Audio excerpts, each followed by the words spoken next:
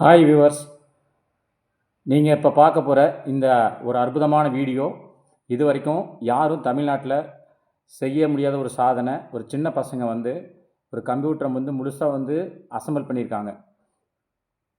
இந்த வீடியோ மூலிமா உங்கள் வீட்டில் உள்ள குழந்தைங்களுக்கும் இதையே வச்சு ட்ரைனிங் கொடுக்கலாம்.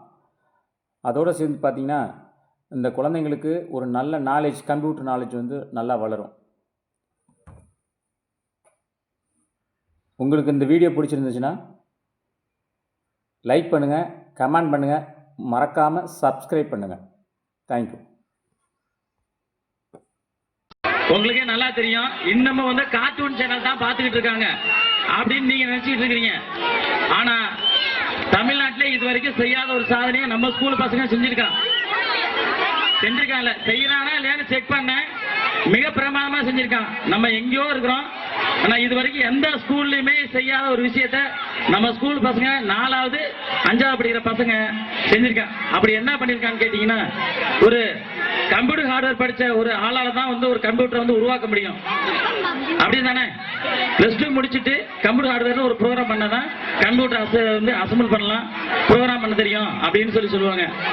அதை எல்லாத்தையும் முறியடிச்சு ஒரு சின்ன செக்அப் பண்ணேன். மிக பிரமாதமா நம்ம பசங்க செஞ்சாங்க.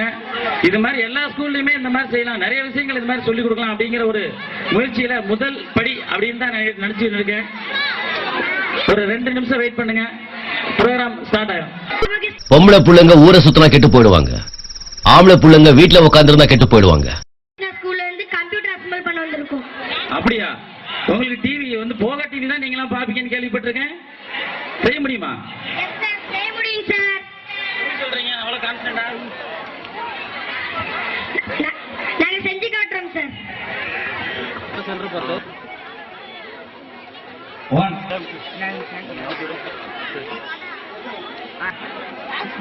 நெக்ஸ்ட்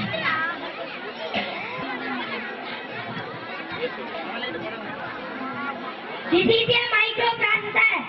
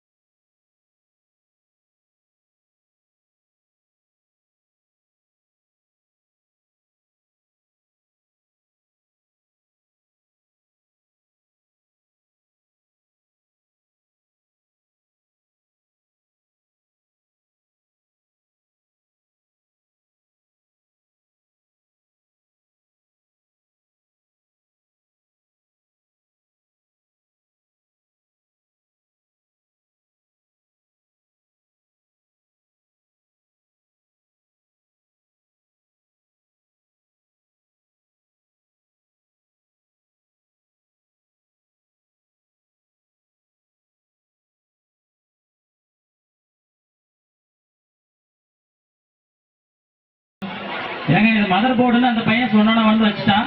இதுக்கு உள்ள இருக்கிறது தெரிஞ்சா தாங்க வந்து ஒரு அசைப்பப்படுறதுக்கு தகுதி இருக்குன்னு அர்த்தம். மதுரை முத்து. Cooling fan. இதுக்கு அடியில் இருக்கிறது மைக்ரோ ப்ராசஸர். இது என்னப்பா? இது என்னப்பா? Power supply. IEE. CMOS battery. இது என்னப்பா? வயர். கேபிள். PCI express. இதுப்பா? PCI express. மெதுவா மெதுவா. இது என்னப்பா? மவுஸ். இது கீழே கீபோர்ட். பேட்டரி சார்ஜ் போட்டுருக்காங்க.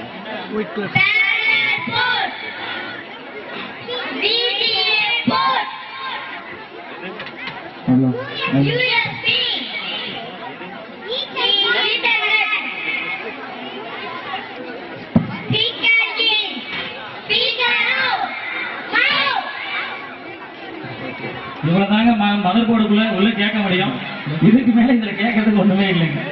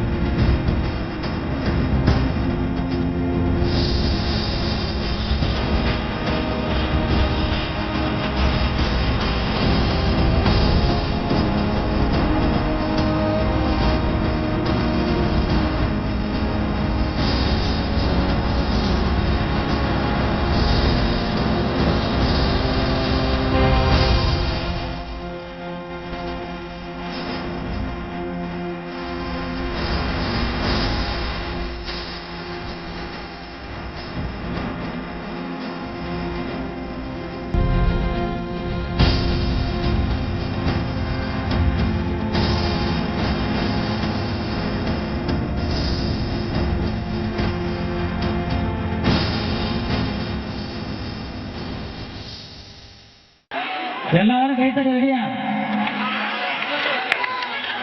ஆனாச்சா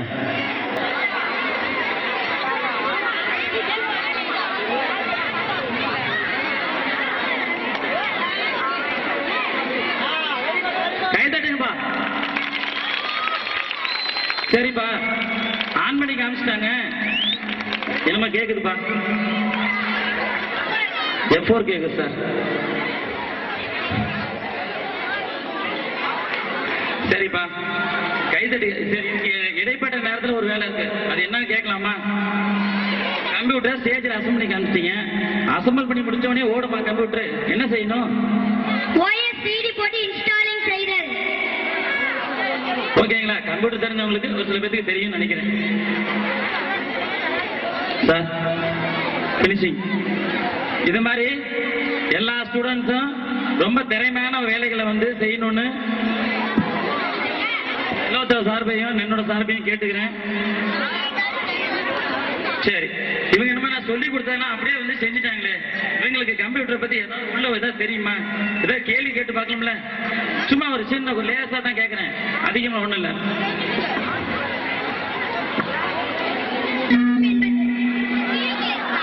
ஹலோ, மின்சாரம் என்பது உலகிலேயே மிகச்சிறிய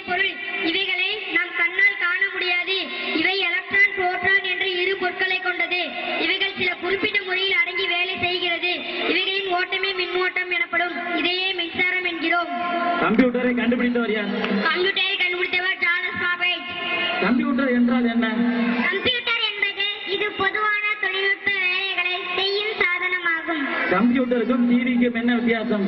டிவியை ஒரே நேரத்தில் 10 பேர் கூட சேர்ந்து பார்க்கலாம். ஆனால் கம்ப்யூட்டரை ஒருவர் மட்டுமே இயக்க முடியும். ஹார்ட்வேர் என்றால் என்ன? நாம் கண்ணால் பார்க்கக்கூடிய கம்ப்யூட்டரின் உட்புற சாதனங்களின் அமைப்பு ஹார்ட்வேர் என்கிறோம்.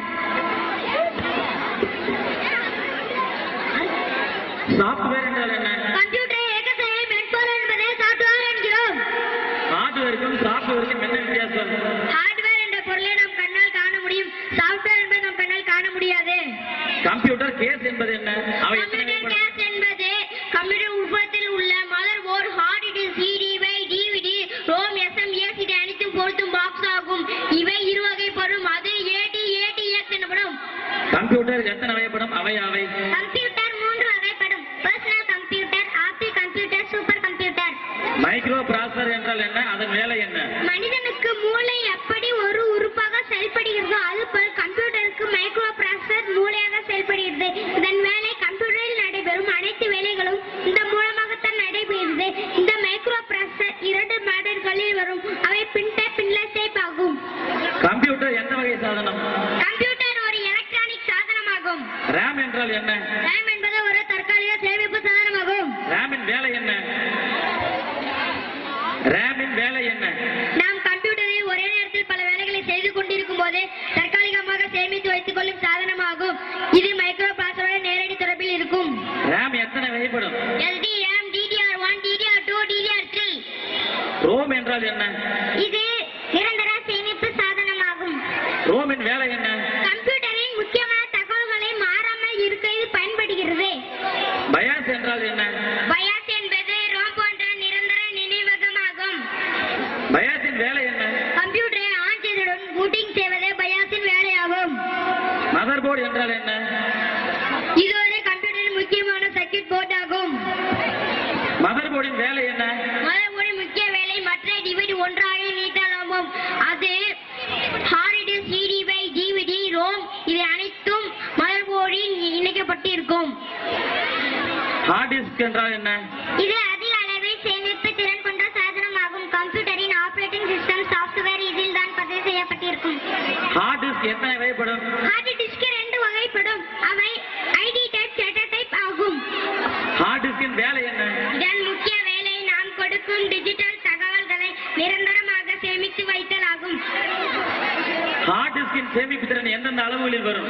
20 GB ID type, 40 GB ID type, 80 GB ID data, 120 GB ID data, 160 GB ID data type, 250 GB data type, 320 GB data type, 500 GB data type, 1000 GB 1 TB.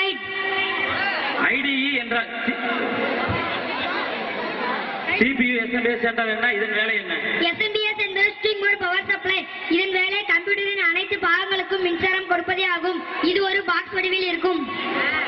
IDE என்றால் என்ன? இதன் வேலை என்ன? ஐடி என்பது 47 வயர்கள் கொண்ட பட்டை வடிவில் கேபிள் ஆகும். அதன் வேலை motherboard, hard disk, CD, DVD, ROM இது அனைத்தும் மதர் போர்டின் இன்டர்ஃபேஸ் ஆகும். PCI என்றால் என்ன? இதன் வேலை என்ன? PCI என்பது மதர் போர்டில் உள்ள நீளமாக இருக்கும் வெள்ளை நிற ஸ்லாட் ஆகும். இதன் மூலம் வெளிப்புற சாதனங்களை கம்ப்யூட்டருடன் இணைத்துக் கொள்ள முடியும். சவுண்ட் கார்டு என்றால் என்ன? சவுண்ட் கார்டு என்பது நாம் காதால் கேட்கும் ஒலியினை கம்ப்யூட்டரை உள்பகுதிக்கு உள்ளே செலுத்துவதற்கும் ஒலியினை வெளியில் கேட்பதற்கும் பயன்படும் சாதனமாகும். டிஸ்ப்ளே கார்டு என்றால் என்ன? இதன் வேலை என்ன? டிஸ்ப்ளே கார்டு என்பது CPU-வில் நடைபெறும் வேலைகளை நாம் கண்ணால் பார்ப்பதற்கு பயன்படும் மானிட்டருக்கு தேவையான தகவல்களை கொடுக்க பயன்படும் சாதனமாகும்.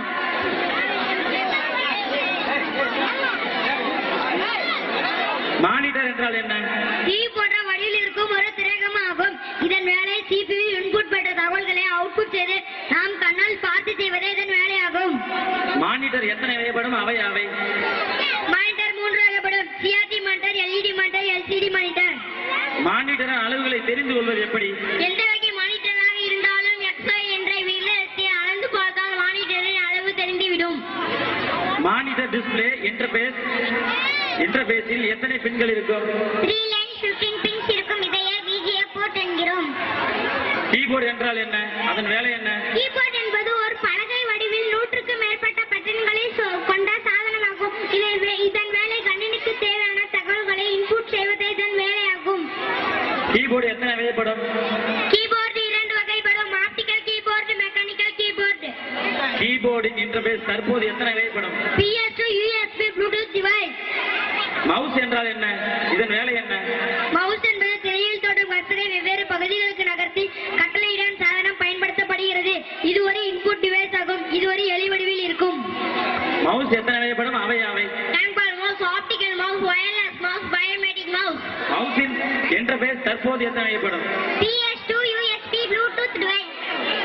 CD DVD டிரைவ் என்பது என்ன? இதன் வேலை என்ன? CD DVD ஒரு டிரைவ் என்பது ஒரு பாக்ஸ் வடிவில் இருக்கும். CD by DVD ஐ படிக்க மற்றும் பதிவு செய்ய பயன்படும் சாதனமாகும். CD DVD என்றால் என்ன? CD by DVD என்பது அதிக கொள்திறன் கொண்ட சேமிப்பு சாதனமாகும். CD DVD இன் அளவுகளை தெரிந்து கொள்வது எப்படி? 600 MB, 700 MB இந்த அளவுக்கு கொண்டது CD எனப்படும்.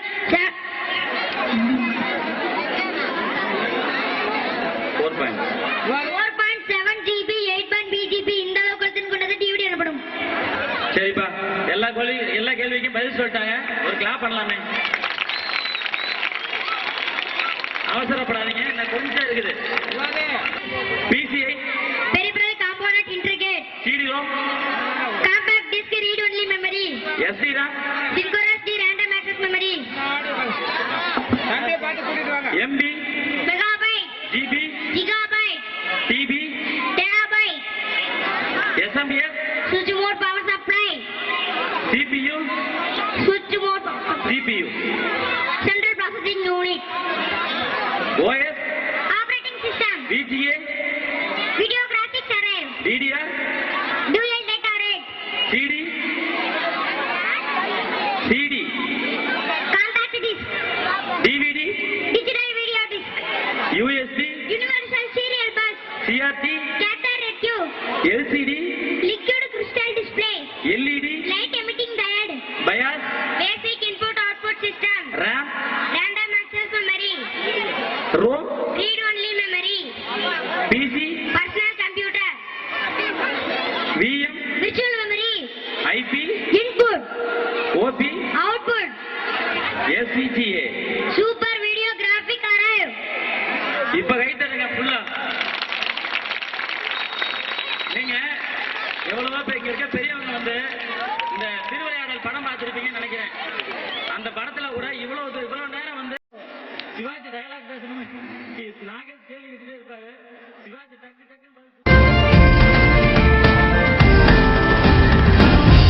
எந்தன் வீடும் சொல்லிய சொல்லு